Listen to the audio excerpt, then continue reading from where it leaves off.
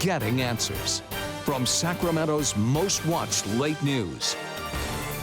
This is the CBS 13 News at 10. Something's really shady here, and we just want to get to the bottom of it. Go right ahead. Well, Kurtis has been tracking down companies behind those annoying robocalls. Viewers have been complaining about these illegal calls for years, so Kurtis and his team went undercover. Well, these pre-recorded sales calls have been illegal for 4 years, and we found it's clear some companies have not gotten the message. Annoying robocalls. Hello, are your carpets dirty? Promises to clean carpets for a low price. As well as $9.95 per room. This isn't the way to get customers. But these viewers don't want the calls. Damn, it's that again. Just who's behind some of these annoying and illegal calls? Are you the carpet cleaner? Yeah. You're about to find out. I said, get my name off the list. Retired school employee Barbara Wagello says Ray the robocaller has been bugging her for 3 years with this carpet cleaning message. Hello? This is Brady with Carpet Style and Furniture Cleaning Expert. Ray the jerk.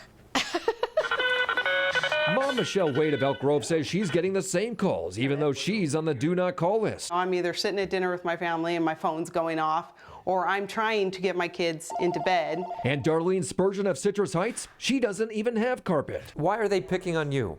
I don't know.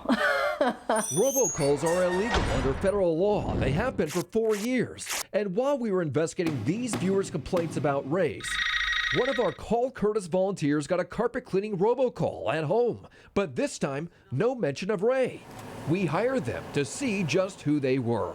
They show up the next morning, right on time, in an unmarked car. Are you Ray? Hans, no. Oh, Hans? Hans admits he's heard of Ray's Carpet Cleaning and their robocalls, but he insists his company is QA Carpet Care. No, I don't have a guy named Ray working for me. As he's steam cleaning the carpets, we watch this woman outside working the phones from the car. She eventually comes inside. What's your name? My name's Robin. Oh, Robin. Robin says she's Hans' wife and tells our producer their form of advertising is successful. We get at least 100 calls a day. 100 calls a day? 100 calls a day. She says they travel all around Northern California, cleaning carpets from San Jose to Napa to Reno.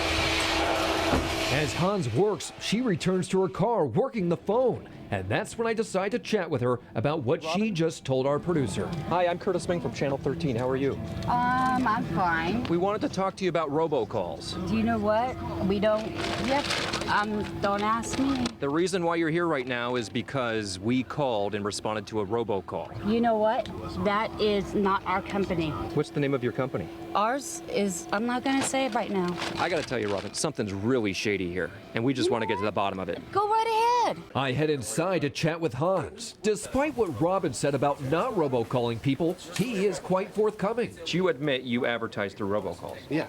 And he says it's easy to do with equipment he bought. You're breaking federal law. It's a way of advertising, that's all I can say. The Federal Trade Commission enforces the robocall law. It's tough to build these cases.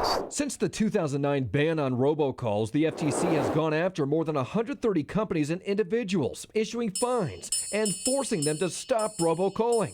But the FTC admits it can't go after everyone. There's no easy way to trace that call back to the person who's making it. Although we did in this case just by hiring Hans. But remember, Ray, Hello, are your carpets dirty? just who was this guy harassing our viewers? We tracked down a phone number for the company and set up 2 different appointments, ready for them with our hidden cameras. They canceled on us both times and then stopped returning our calls.